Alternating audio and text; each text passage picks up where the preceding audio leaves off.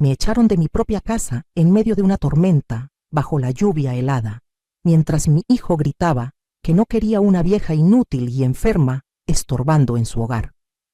Las palabras salieron de su boca como cuchillos, pero lo que más me dolió fue que todo comenzó por una mentira de mi nuera. 3 horas después, mi teléfono sonó. Era la policía. Lo que me dijeron me dejó paralizada. Mi hijo se puso pálido cuando escuchó la verdad, pero ya era demasiado tarde. Lo que él no sabía es que esa casa donde me humilló, esa casa que él creía suya, tenía un secreto que estaba a punto de destruir todo lo que conocía. Sigue mi historia hasta el final y comenta la ciudad desde donde me estás viendo para saber qué tan lejos ha llegado mi relato. Aquella noche de octubre, mientras caminaba bajo la lluvia sin saber a dónde ir, sentí que mi corazón se partía en 1000 pedazos. Pero para entender cómo llegué a ese momento, necesito contarte quién soy y cómo una madre puede terminar siendo tratada peor que una extraña por el hijo que crió con tanto amor. Me llamo Rosa Elena Hernández y tengo 67 años. Nací en un pueblito de Michoacán, donde aprendí desde niña que una madre lo da todo por sus hijos sin esperar nada a cambio. Eso fue exactamente lo que hice durante 42 años de mi vida. Mi historia es la historia de tantas mujeres latinas que nos sacrificamos pensando que el amor que damos regresará multiplicado. Qué equivocadas estamos a veces. Me casé joven con Roberto, un hombre trabajador pero de carácter difícil. Tuvimos a nuestro único hijo, Javier, cuando yo tenía 25 años. Desde el momento en que lo tuve en mis brazos, supe que haría cualquier cosa por él. Roberto murió cuando Javier tenía apenas 15 años, un accidente en la construcción que nos dejó solas a él y a mí. No teníamos nada más que una casita humilde y mis manos para trabajar. Trabajé limpiando casas, lavando ropa ajena, vendiendo tamales en las mañanas y quesadillas en las tardes. Mis manos se agrietaban del cloro y del comal caliente, pero no me importaba. Cada peso que ganaba era para que Javier pudiera estudiar, para que tuviera ropa limpia, para que nunca le faltara un plato de comida caliente. Mientras otras señoras de mi edad descansaban los domingos, yo trabajaba doble para pagarle sus útiles escolares, sus libros, sus uniformes. Recuerdo que Javier quería estudiar administración de empresas. La universidad estaba cara, pero yo le dije que no se preocupara. Tomé turnos extras, pedí prestado, empeñé las pocas joyas que me había dejado mi madre. Durante 5 años, me levanté a las 4 de la mañana para hacer comida que vendía en la universidad donde él estudiaba. Él comía gratis, y yo con lo que ganaba pagaba sus colegiaturas. Hubo veces en que yo comía solo tortillas con sal para que a él no le faltara su carne, su leche, sus frutas. Se enfermaba y yo me desvelaba cuidándolo. Luego iba a trabajar sin haber dormido. Cuando se graduó, lloré de felicidad pensando que todos esos sacrificios habían valido la pena. Mi hijo era un profesionista, algo que yo nunca pude ser. Javier consiguió un buen trabajo en una empresa de la ciudad. Yo estaba tan orgullosa. Él se mudó a un apartamento y yo me quedé en nuestra casita, la misma donde lo había criado. Nos veíamos seguido, me llamaba, yo le llevaba comida. Todavía éramos cercanos, o eso creía yo. Todo cambió cuando conoció a Vanessa. Ella era una mujer de la ciudad, con estudios, de familia con dinero. Desde el primer día que la conocí, sentí algo raro en la forma en que me miraba. Como si yo fuera menos, como si mi ropa sencilla y mis manos trabajadas la avergonzaran. Pero yo callé, porque veía a mi hijo enamorado, y una madre quiere ver feliz a su hijo, aunque eso signifique tragarse las humillaciones. Cuando se casaron, yo pagué la mitad de la boda. Gasté todos mis ahorros porque Javier me dijo que la familia de Vanessa pondría la otra mitad, y él quería quedar bien. Vanessa escogió todo: un salón caro, un vestido importado, una fiesta para 300 personas. Yo solo asentía, firmaba, pagaba. El día de la boda, Vanessa apenas me dirigió la palabra. En las fotos oficiales me pusieron hasta atrás, casi escondida. Los primeros meses todo parecía normal. Yo los visitaba cada semana. Les llevaba comida casera porque sabía que a Javier le encantaba mi mole, mis chiles rellenos, mi arroz con leche. Pero empecé a notar que Vanessa recibía mis tuppers con una sonrisa falsa y a veces los encontraba después en la basura, casi sin tocar. Le decía a Javier que estaba a dieta, que la comida muy condimentada le caía mal, siempre una excusa. Luego vinieron los comentarios, sutiles al principio, que si mi ropa era muy anticuada, que si mi forma de hablar era muy pueblerina, que si mis modales en la mesa no eran apropiados para cuando ellos tenían visitas. Javier al principio me defendía, pero con el tiempo empezó a quedarse callado y luego empezó a darle la razón. Un día llegué a visitarlos sin avisar y escuché a Vanessa hablando por teléfono con su madre. Decía que no entendía cómo Javier había salido tan educado, viniendo de una familia tan corriente, que yo era una campesina sin clase, que le daba pena cuando sus amigas preguntaban por su suegra. Me quedé paralizada detrás de la puerta, con el pastel de 3 leches que había hecho especialmente para ellos en las manos. Me fui sin hacer ruido, llorando todo el camino de regreso. Pero aún así seguí yendo, seguí llamando, seguí siendo la mamá que siempre fui. Porque eso hacen las madres mexicanas. Aguantamos todo por nuestros hijos.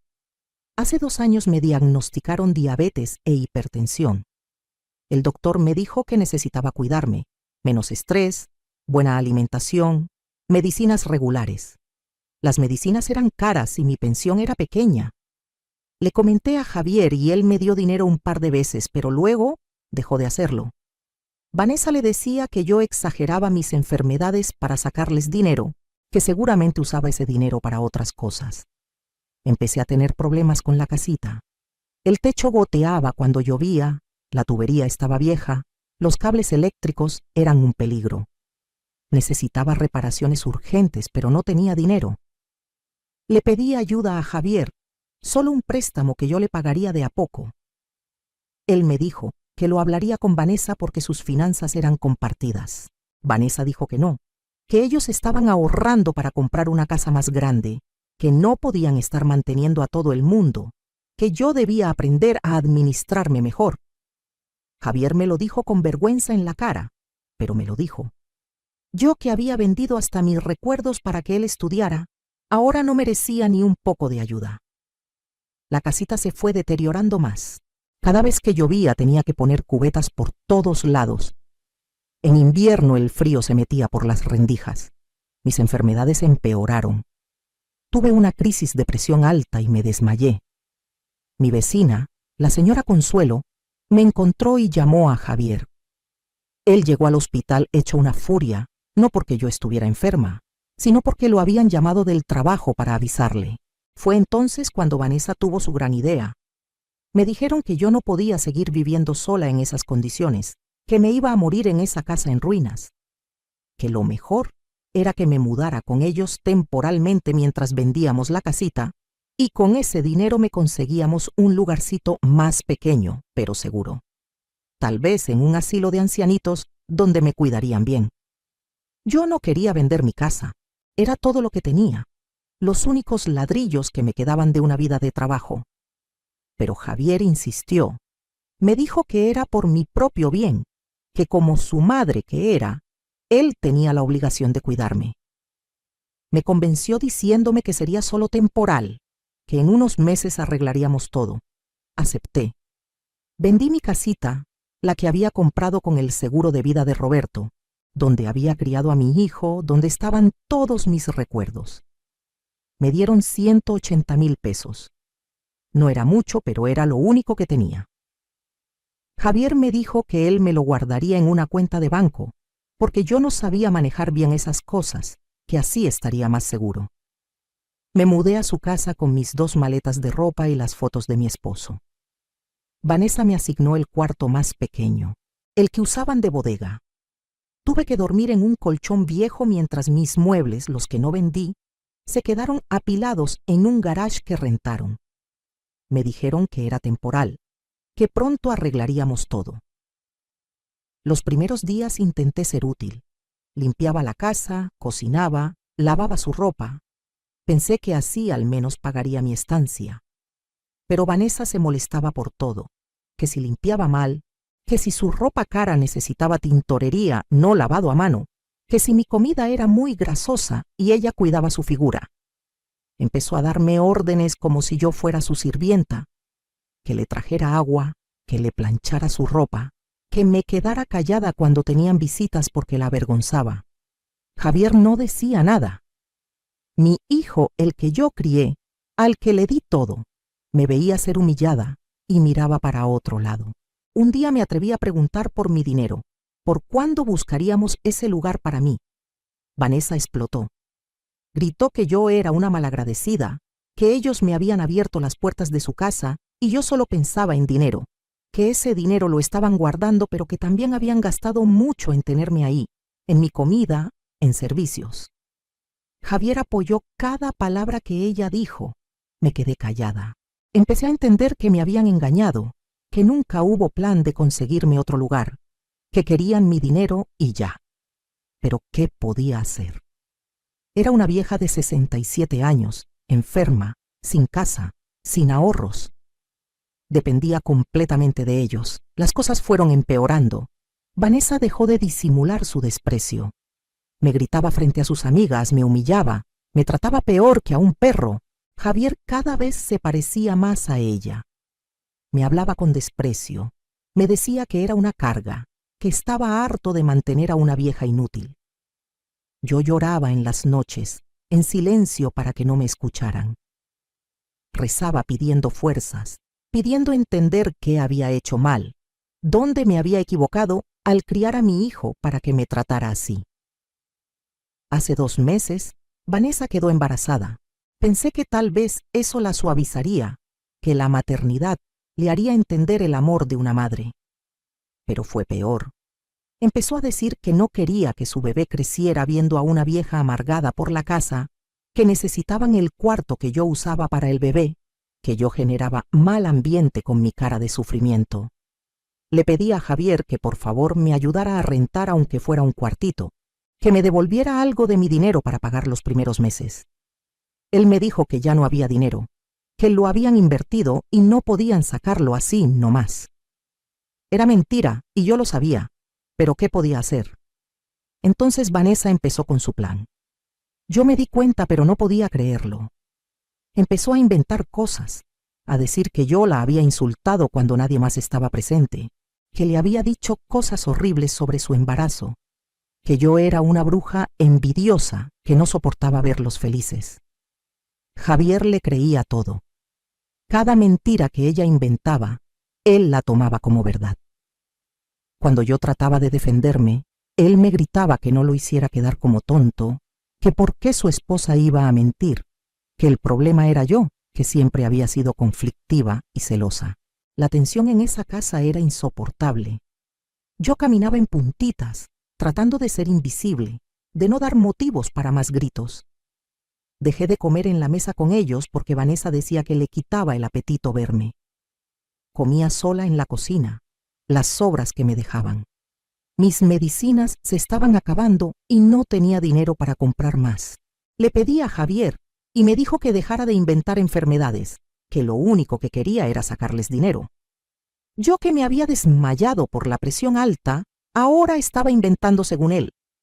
La señora Consuelo, mi vecina de la antigua casa, me llamaba seguido para ver cómo estaba. Era la única persona que se preocupaba por mí. Le conté un poco de mi situación y ella se horrorizó. Me dijo que no me dejara, que hablara con un abogado. Pero yo, ¿qué iba a hacer? No tenía pruebas de nada, no tenía dinero, apenas podía mantenerme de pie. Entonces llegó aquella noche, la noche que cambió todo. Era un viernes y estaba lloviendo fuerte. Vanessa llegó del trabajo de mal humor. Yo estaba en la cocina preparando té para mi presión cuando ella entró como tromba. Me miró con esos ojos llenos de odio y me dijo que estaba harta de mí, que era una vieja asquerosa que apestaba la casa. Le respondí. Por primera vez en meses le respondí. Le dije que esa era mi casa, tanto como la de ella, que yo había puesto dinero para estar ahí. Fue un error. Vanessa empezó a gritar como loca. Se agarró el estómago y empezó a decir que la había empujado, que había tratado de golpearla, que quería hacerle daño a su bebé. Yo no la había tocado, ni siquiera me había acercado a ella. Pero gritaba y gritaba, lloraba como actriz de telenovela. Javier subió corriendo las escaleras. Encontró a su esposa llorando, abrazada de su estómago, y a mí paralizada sin entender qué estaba pasando. Vanessa le dijo entre sollozos que yo la había atacado, que le había dicho cosas horribles sobre su bebé, que la había empujado contra la pared. Mi hijo ni siquiera me preguntó qué había pasado. Me miró con un odio que nunca había visto en sus ojos. Se me acercó gritando, su cara roja de furia.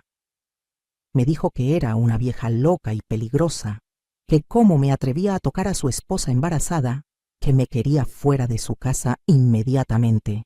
Intenté explicarle, le rogué que me escuchara.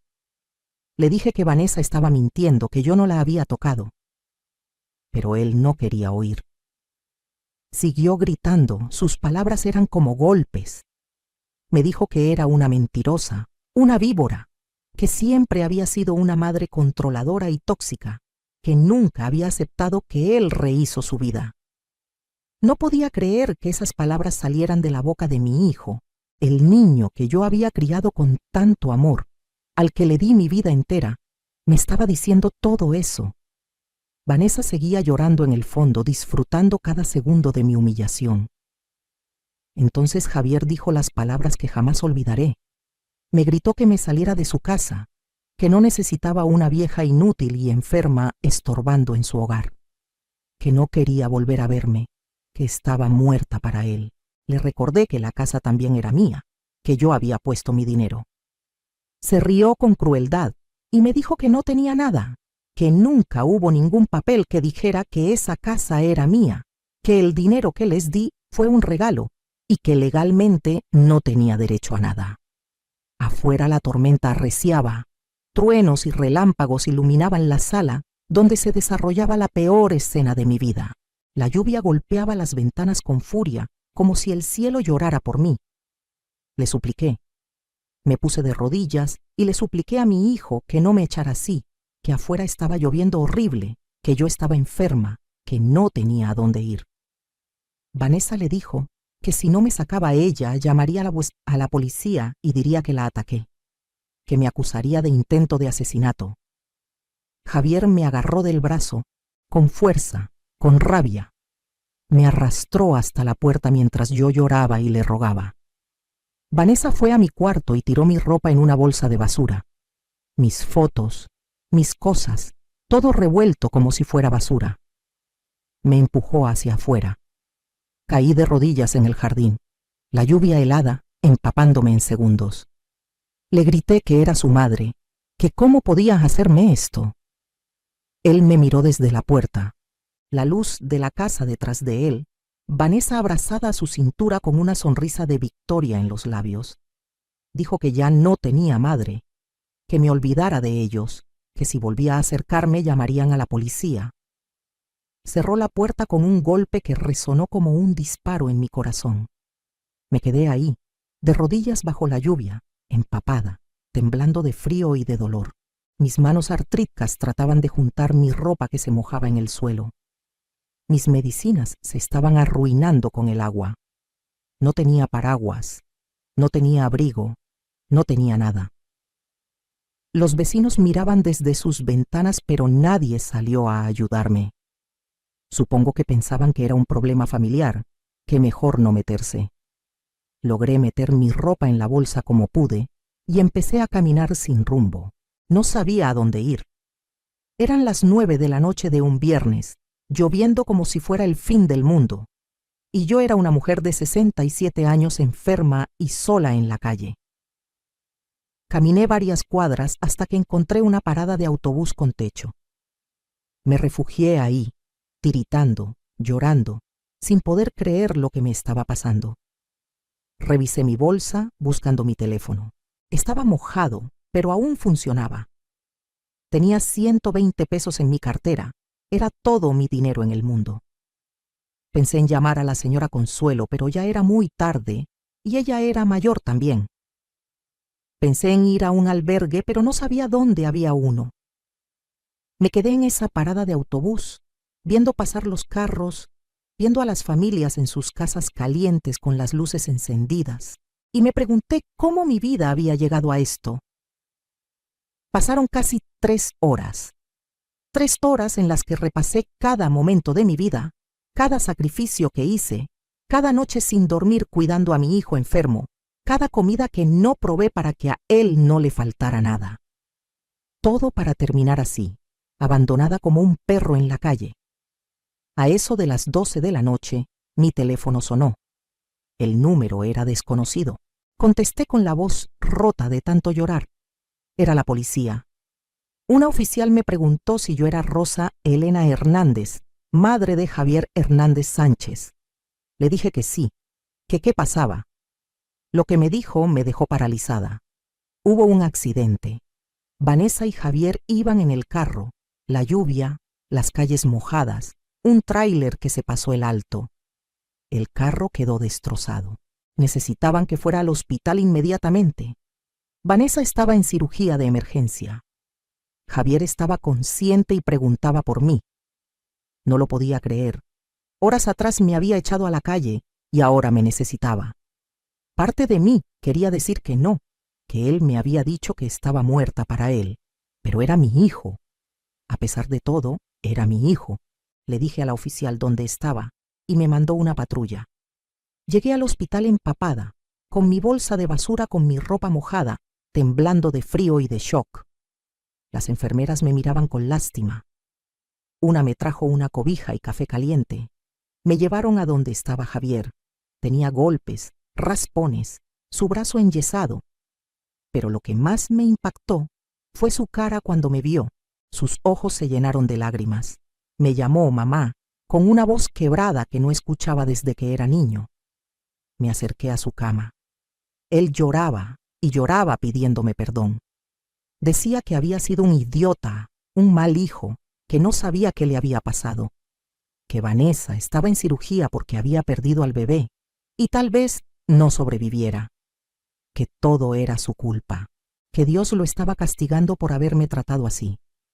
Yo quería estar enojada, quería reclamarle todo, pero verlo así, destrozado, arrepentido, no pude.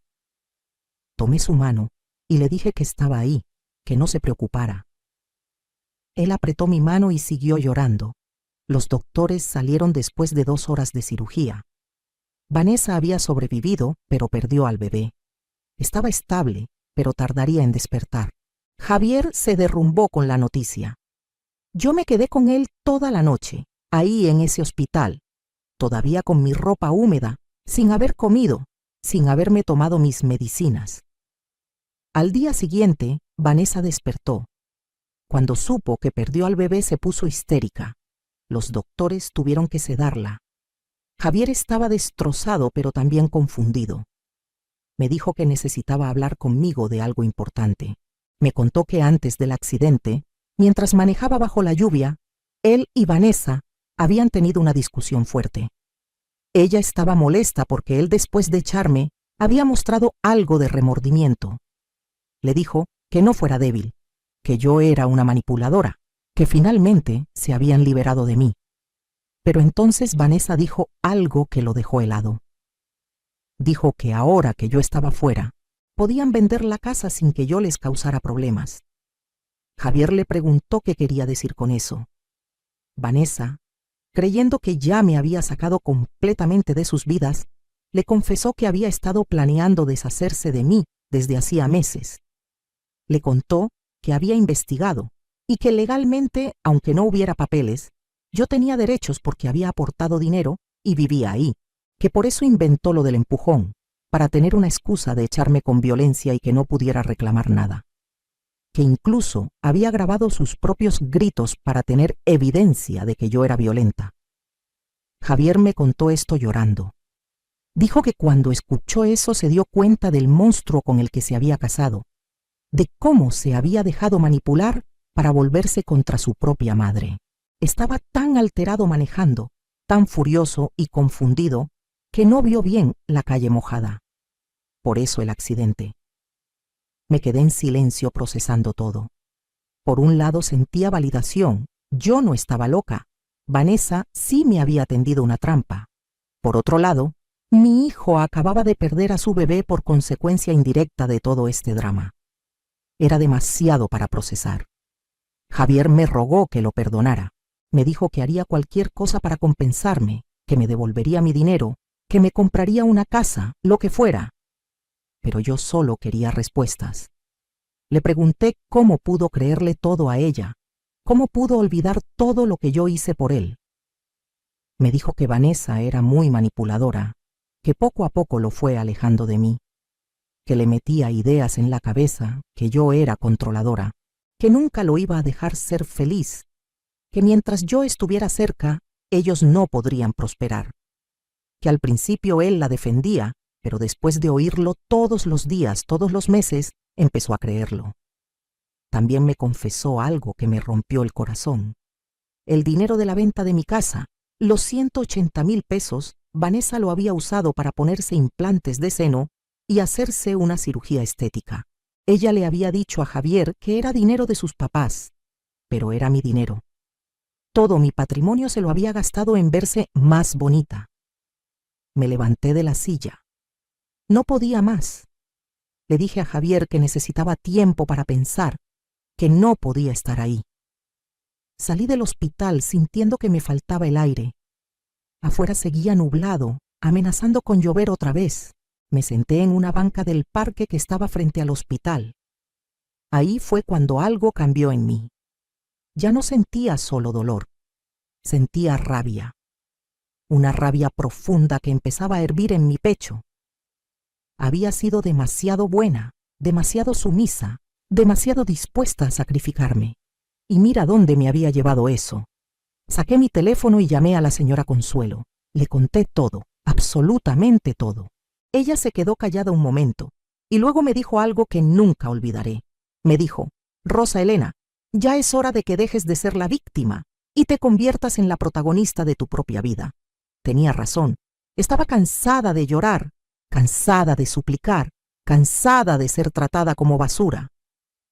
Era momento de que Rosa Elena Hernández recordara quién era antes de convertirse solo en la mamá de Javier, antes de ser solo la suegra de Vanessa. La señora Consuelo me dijo que fuera a su casa, que ahí podía quedarme el tiempo que necesitara. Me ofreció su cuarto de huéspedes. Acepté agradecida. Llegué a su casa y por primera vez en meses me sentí segura.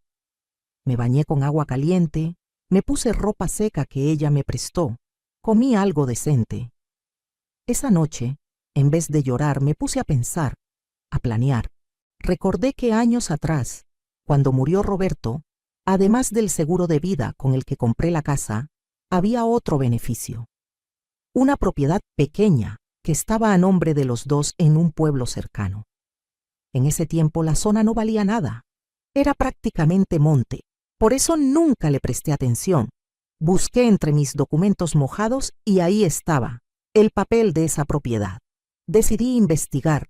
Me conecté al internet en el teléfono de la señora Consuelo y descubrí algo increíble. Esa zona ahora era una zona de desarrollo. Había hoteles, restaurantes, el gobierno había puesto infraestructura. Mi terrenito, que antes no valía nada, ahora valía una fortuna. Contacté a un abogado que me recomendó la señora Consuelo. Le mostré los papeles. Me confirmó que la propiedad estaba a mi nombre, bien registrada, sin deudas. Me dijo que fácilmente podía venderla en más de 2 millones de pesos, posiblemente más si esperaba un poco y la ofrecía bien. Me quedé atónita. 2 millones de pesos. Yo que creía que no tenía nada, que dependía de mi hijo, resulta que tenía una fortuna que ni siquiera sabía. El abogado me preguntó si quería vender. Le dije que todavía no, que primero necesitaba resolver otras cosas.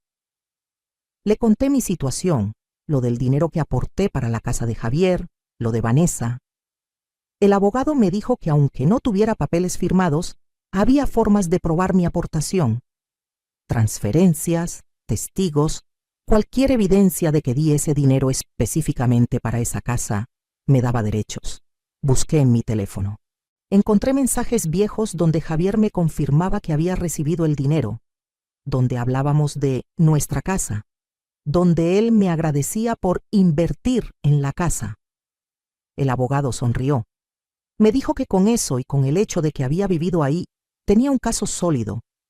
Pero no quería solo recuperar mi dinero, quería justicia.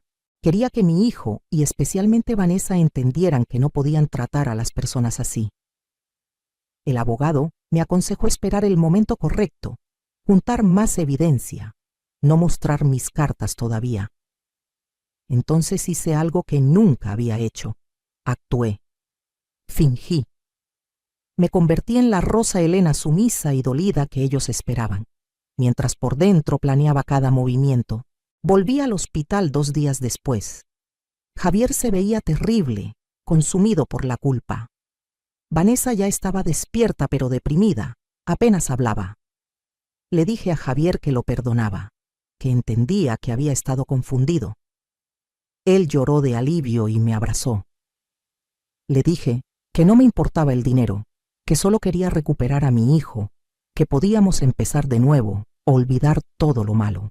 Javier estaba tan agradecido, tan arrepentido, que aceptó todo lo que le dije. Vanessa me miraba con desconfianza desde su cama, pero no dijo nada. Durante las siguientes semanas jugué mi papel perfectamente. Visitaba a Javier en el hospital, le llevaba comida, actuaba como la madre perdonadora. Vanessa salió del hospital una semana después. Cuando llegó a la casa, yo estaba ahí. Javier me había pedido que regresara, que esa era mi casa también. Vanessa no podía decir nada. Acababa de perder a su bebé. Había quedado como la manipuladora que era, y Javier estaba tan arrepentido que la vigilaba constantemente. Ella tenía que tragarse su odio y fingir que aceptaba mi presencia. Pero yo veía su mirada. Sabía que estaba esperando el momento de volver a atacar. Por eso yo tenía que moverme rápido. Empecé a grabar conversaciones, pequeñas cosas. Vanessa haciendo comentarios despectivos cuando Javier no estaba. Vanessa hablando por teléfono con su madre diciendo que apenas Javier se recuperara, encontraría la forma de sacarme otra vez. Su madre incluso le decía que tuviera cuidado, que yo podía tener derechos sobre la casa. Un día, mientras fingía dormir en el sofá, las escuché hablar. Vanessa le decía a su mamá que había averiguado que legalmente yo podía reclamar hasta la mitad del valor de la casa por haber aportado dinero, que necesitaban que yo firmara un papel renunciando a cualquier derecho, pero que tenían que hacerlo parecer voluntario. Su mamá le sugirió que me ofrecieran algo de dinero, 50,000 pesos tal vez, y que me hicieran firmar que con eso renunciaba a todo. Vanessa dijo que era una buena idea, que yo era tan tonta que seguro aceptaría feliz. Grabé toda esa conversación. Era oro puro. Mostraba su intención de defraudarme, su plan de manipularme. El abogado casi brincó de emoción cuando se la mostré. Me dijo que con eso podíamos no solo reclamar mi parte de la casa, sino también demandar por fraude y abuso de confianza. Pero yo quería más. Quería el momento perfecto. Quería que Vanessa cayera en su propia trampa. Una semana después, Vanessa vino a mí muy amable. Me dijo que quería compensarme por todo el malentendido, que había hablado con Javier y habían decidido darme 50,000 pesos como muestra de agradecimiento por todo lo que había hecho por Javier. Yo fingí sorpresa y agradecimiento. Ella sacó un papel. Dijo que era solo una formalidad, un recibo de que yo había recibido el dinero. Le eché un vistazo rápido. No era un simple recibo. Era un documento donde yo declaraba que renunciaba a cualquier derecho sobre la casa y que aceptaba esos 50,000 como pago total y final de cualquier deuda que tuvieran conmigo. La miré firmemente y le dije que necesitaba leerlo con calma, que mis ojos ya no eran buenos. Se puso nerviosa, pero accedió. Me dejó el papel y se fue. Inmediatamente se lo llevé al abogado. Él lo leyó y confirmó que era exactamente una trampa legal. Si firmaba eso, perdería todo derecho a reclamar cualquier cosa. El abogado me dijo que era momento de actuar. Ya teníamos suficiente evidencia. Procedimos a hacer la demanda formal. Reclamamos mi parte proporcional de la casa, basándonos en mi aportación económica documentada. También incluimos demanda por fraude y manipulación, adjuntando todas las grabaciones. Decidí que el mejor momento para que supieran de la demanda era en una reunión familiar que Vanessa estaba organizando. Era el cumpleaños de Javier y ella invitó a sus papás y hermanos, queriendo proyectar la imagen de familia perfecta después de la tragedia. Yo llegué a esa cena con una sonrisa. Llevé un pastel que había hecho, el favorito de Javier. Todos estaban ahí, la familia de Vanessa mirándome con ese aire de superioridad que tenían. Vanessa actuaba como la anfitriona perfecta. Javier todavía algo incómodo, pero tratando de mantener la paz. Durante la cena, la mamá de Vanessa hizo un comentario. Dijo que qué bueno que las cosas se habían arreglado, que las familias debían permanecer unidas. Vanessa agregó mirándome con falsa dulzura, que ella siempre había querido tenerme cerca, que los malentendidos ya estaban superados. Sonreí y asentí. Luego saqué mi teléfono. Dije que tenía algo que compartir con todos. Puse la grabación de Vanessa y su mamá, planeando hacerme firmar el documento fraudulento. El silencio que cayó en esa mesa fue sepulcral. La cara de Vanessa pasó de rosa a blanca a roja en segundos. Su mamá dejó caer el tenedor. Javier me miraba sin entender qué estaba pasando. Dejé que la grabación siguiera, donde ellas me llamaban tonta, donde se reían de lo fácil que sería engañarme. Cuando terminó la grabación, Vanessa intentó balbucear algo. Le dije que se callara, que ya había escuchado suficientes mentiras de su boca. Saqué un folder de mi bolso. Adentro estaban copias de la demanda legal que había presentado esa misma mañana. Le entregué una copia a Javier y otra a Vanessa. Expliqué con voz calmada que estaba demandando la parte que me correspondía de la casa, basándome en mi aportación económica, que también los estaba demandando por fraude e intento de despojarme de mis derechos. Javier leyó los documentos en shock. Vanessa empezó a gritar que yo era una víbora, que después de que ellos me habían perdonado y acogido otra vez, así les pagaba. Le respondí con calma que ellos no me habían perdonado nada, que yo era la que había sido víctima, la que fue echadas a la calle bajo la lluvia. Su papá intervino, diciendo que esto era ridículo, que no tenía ningún derecho sobre esa casa. Saqué otra copia de documentos. Eran los mensajes de Javier reconociendo mi inversión, los registros de la transferencia de dinero, el testimonio de la señora Consuelo sobre la venta de mi casa. El abogado me había preparado bien. Cada uno de sus argumentos ya lo había anticipado y tenía respuesta. El papá de Vanessa se quedó callado cuando vio que esto no era el berrinche de una vieja, sino un caso legal sólido. Pero entonces solté la bomba real. Saqué otro documento.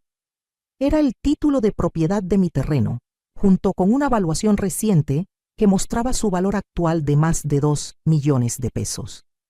Les dije que nunca dependí de ellos, que tenía mis propios recursos, que no era la vieja pobre e inútil que ellos creían.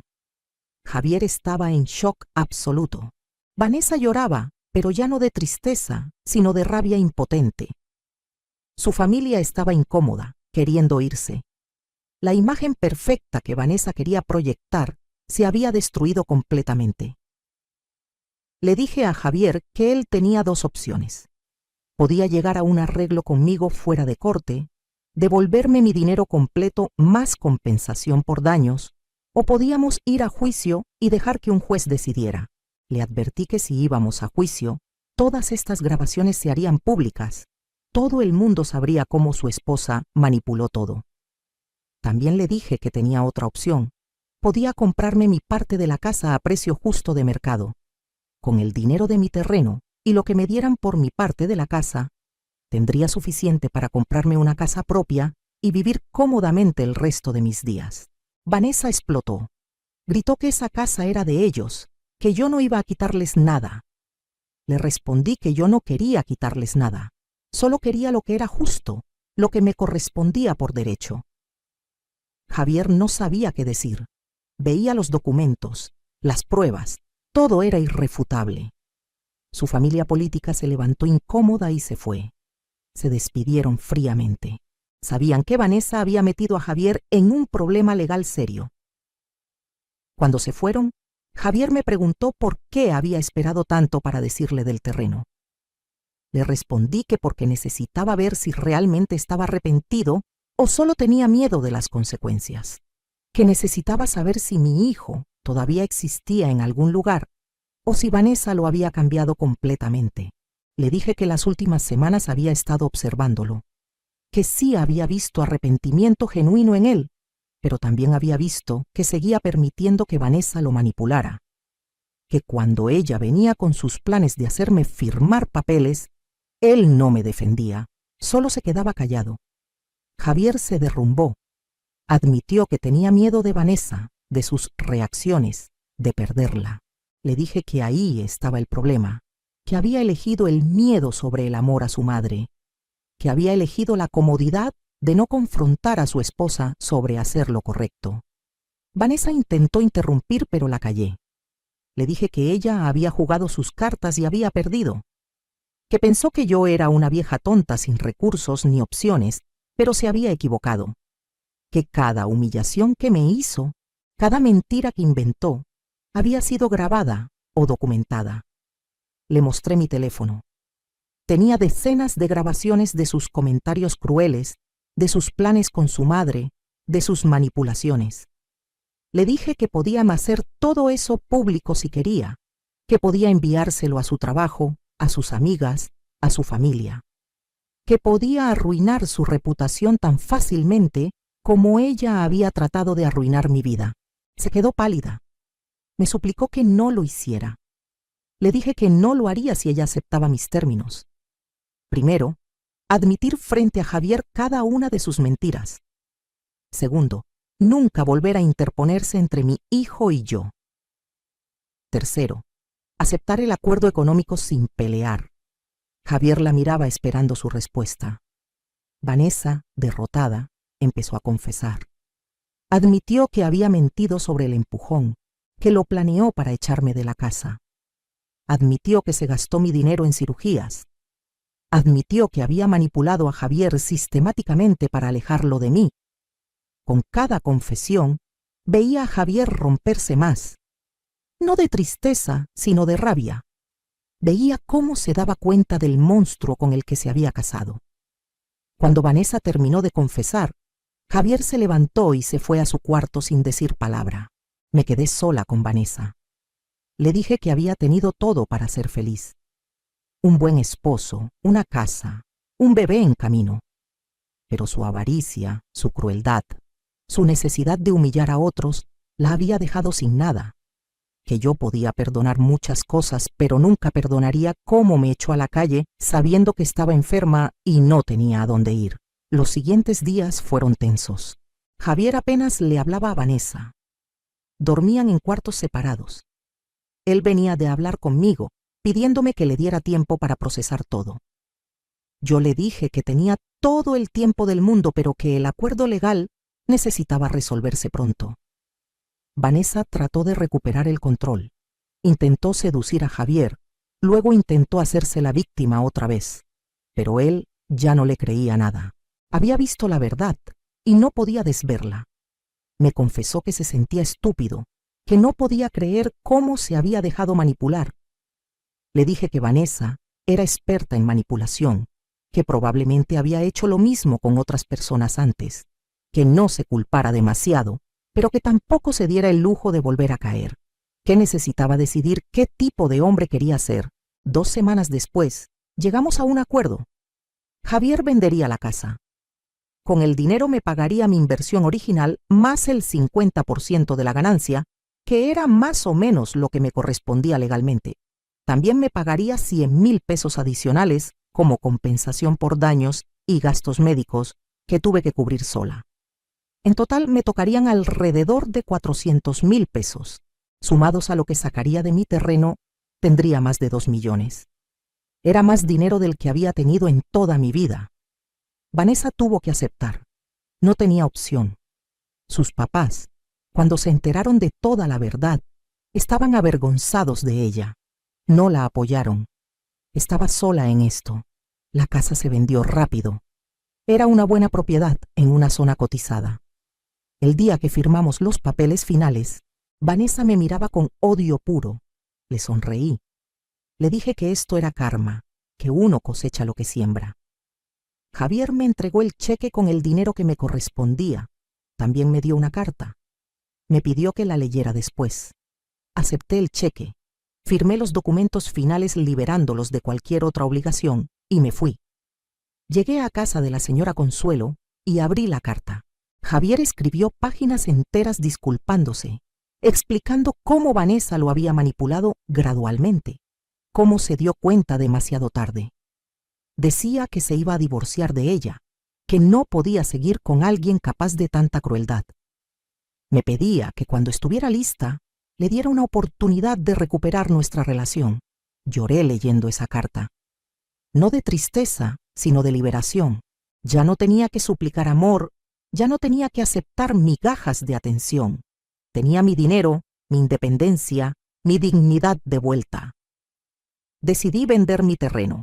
Un desarrollador me ofreció 2.300.000 pesos. Acepté. Con ese dinero más lo de la casa, tenía casi 3 millones de pesos.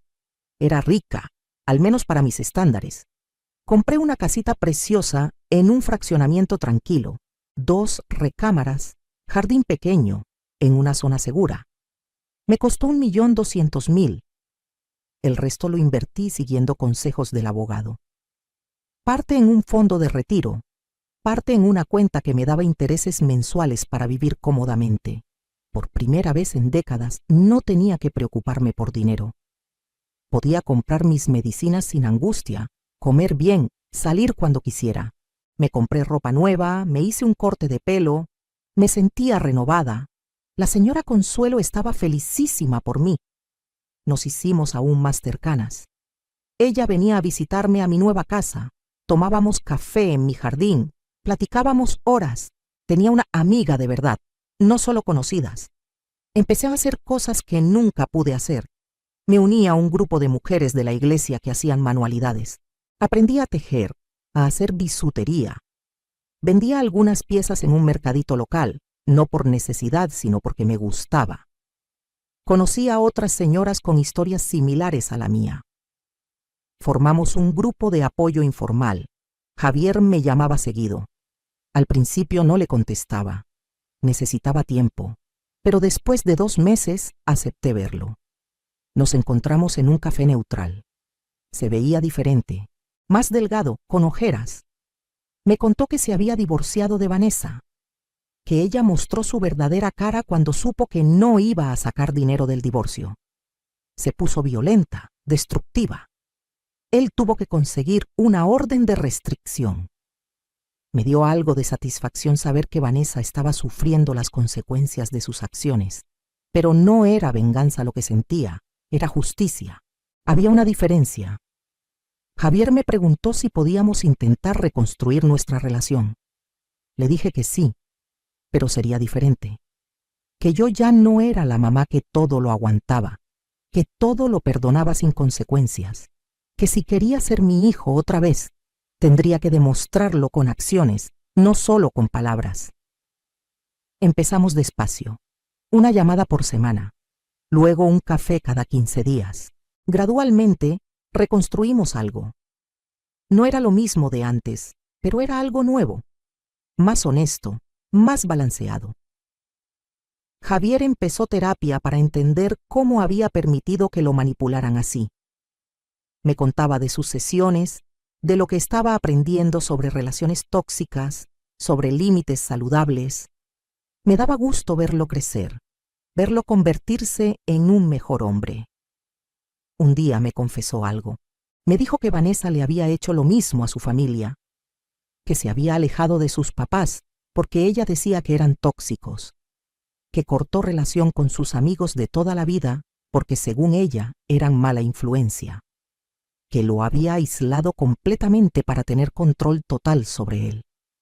Me dio tristeza saber eso, pero también me hizo entender que Javier realmente había sido víctima también.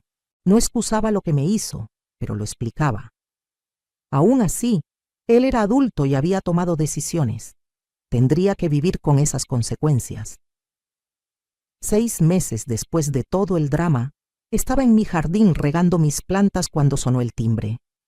Era una mujer joven, tal vez de 30 años. Me preguntó si yo era Rosa Elena Hernández. Le dije que sí. Se presentó como la prima de Vanessa. Me contó que Vanessa estaba en una situación muy mala, que después del divorcio perdió su trabajo porque sus jefes se enteraron de sus problemas legales, que sus papás estaban tan avergonzados que le habían cortado el apoyo económico, que estaba viviendo con una amiga pero la iban a correr.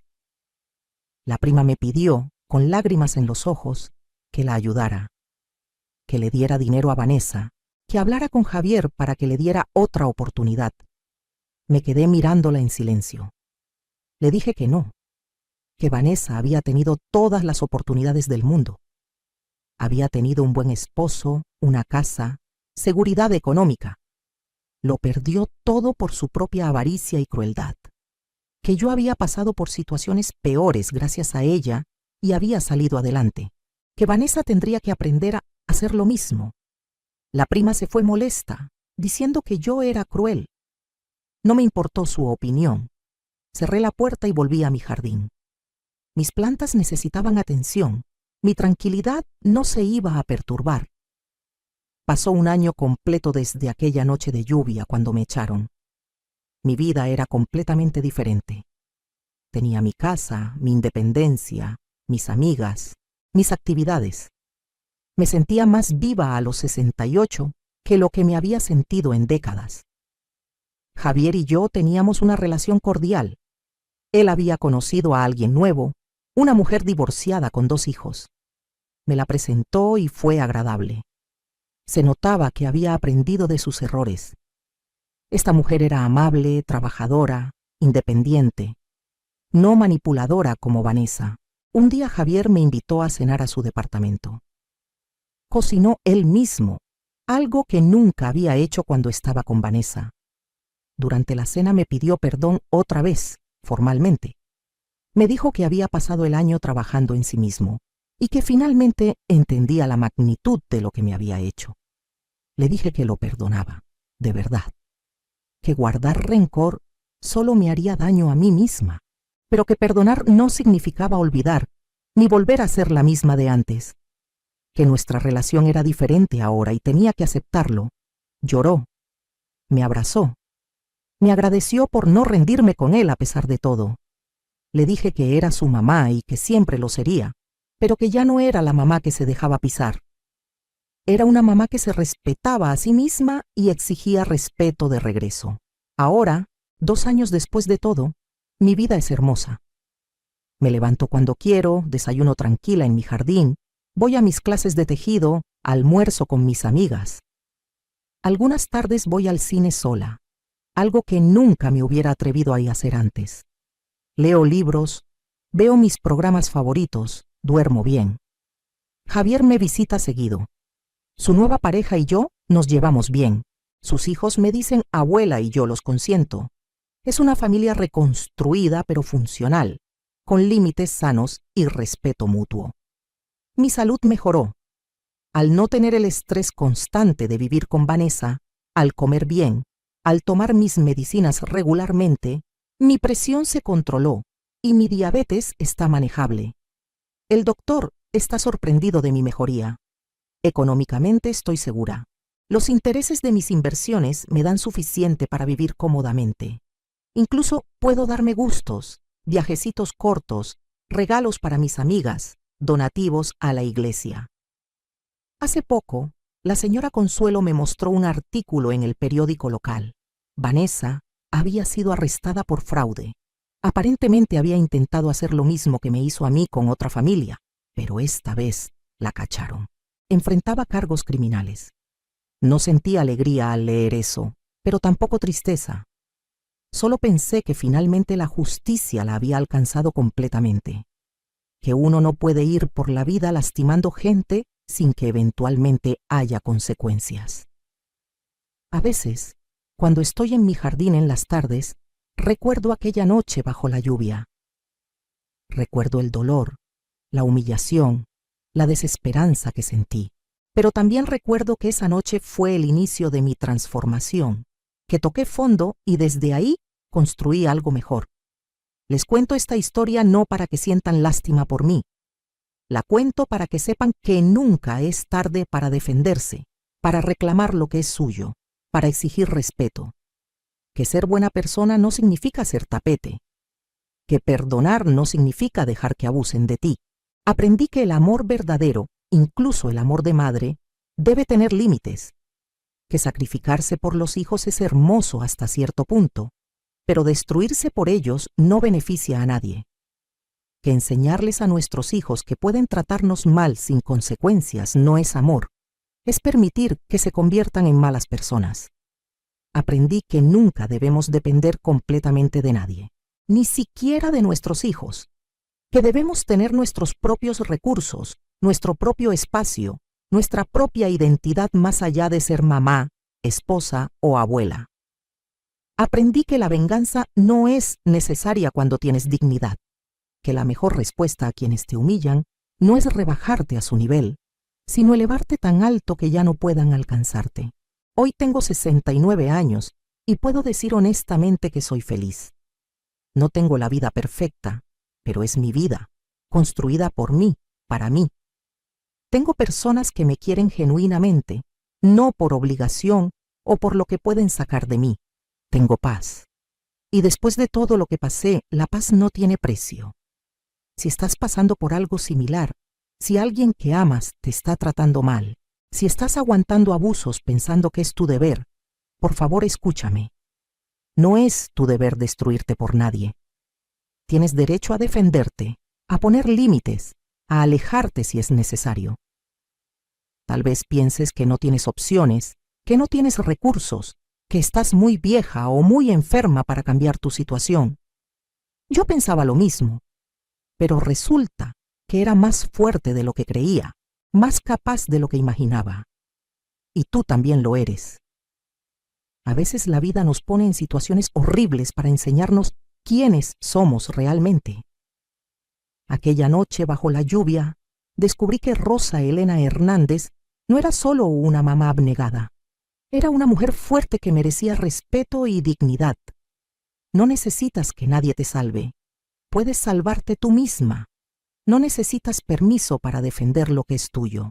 No necesitas justificar tu derecho a ser tratada con respeto.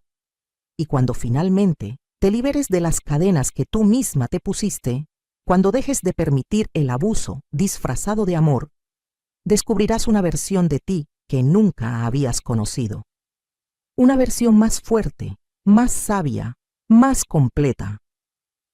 Mi mensaje para las mujeres que me escuchan es este: nunca es tarde para empezar de nuevo. Nunca eres muy vieja para defenderte. Nunca mereces ser tratada como basura, no importa quién sea la persona que lo haga.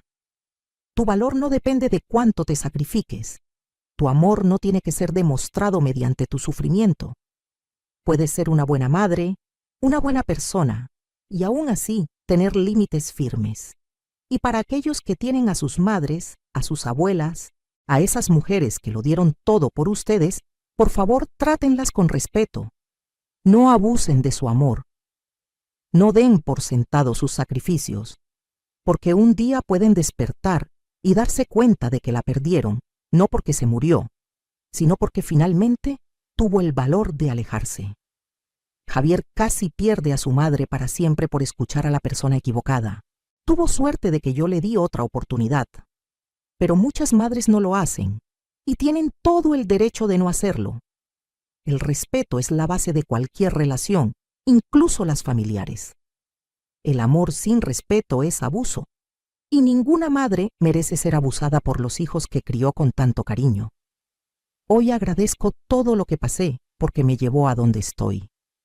Agradezco incluso a Vanessa, porque sin su crueldad tal vez nunca hubiera encontrado mi fuerza. Agradezco aquella noche de lluvia porque fue mi renacimiento. Estoy en mi jardín tomando té de hierbas que yo misma planté. El sol está bajando, pintando el cielo de naranja y rosa. Mis plantas están floreciendo. Mi casa está en orden. Mi corazón está en paz. Esta es mi historia. De humillación a empoderamiento, de dependencia a independencia, de víctima a sobreviviente a triunfadora. Y si yo pude, tú también puedes. ¿Qué harías tú en mi lugar? ¿Habrías perdonado a tu hijo? ¿Habrías ayudado a Vanessa cuando cayó? Comenta abajo, quiero saber tu opinión. Y si conoces a alguien que necesita escuchar esta historia, compártela. Nunca sabes quién necesita ese empujón para defenderse y cambiar su vida. Recuerda, el respeto se enseña permitiéndolo o no permitiéndolo. Elige sabiamente.